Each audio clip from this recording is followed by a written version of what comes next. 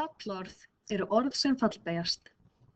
Til fallorða teljast fornöfn, greinir, lýsingarorð, nafnorð og töluorð.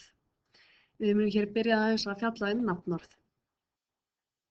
Nafnorð skiptast í sérnöfn og samnöfn. Sérnöfn eru sérheiti staða, fólks og fyrirtækja og fleira.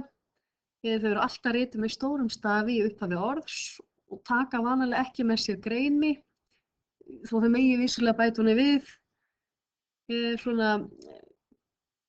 í góðu tóni. Annað sem skal rita með stórum staf eru til dæmis þjóðerni, hátíðardagar sem eru kenndir við persónur, eins og til dæmis Jónsmessa, og svo viðurnefnum er koma á undan nafni eins og grasagudda, en orðið gras er þá tengt með bandstriki við nafnið Gudda. Samnöfn eru heiti á hlutum, fyrirbærum og hugtökum. Þar falla undir einnig hátíðardagar sem eru ekki kenndir við persónur, til dæmis jól og páskar, mánuðirnir, vikudagar, þjóðflokkar, trúarbrögð, tungumál og viðurnefni sem koma á eftir nafninu. Til dæmis auður, djúbúðga. Nafnorð geta einnig verið hlutstæð og óhlutstæð. Hlutstæð nafnorð eru orð sem tákna lifandi verur, áþreifanlega hluti og flest það sem skynjað verður með sjóninni.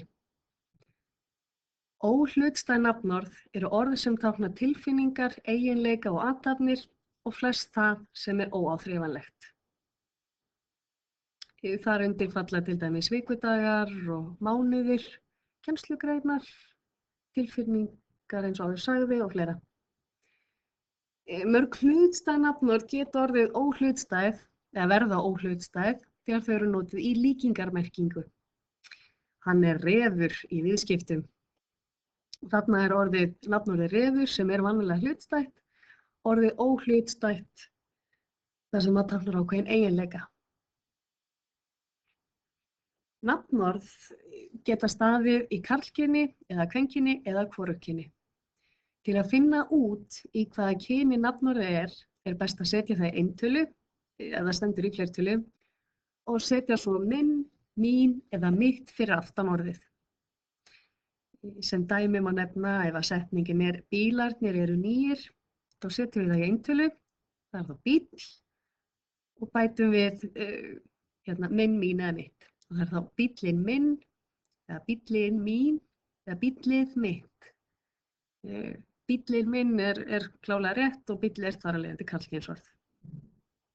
Þetta er hægt að gera við öll nafnorð. Tala nafnorða er eintala eða fleirtala.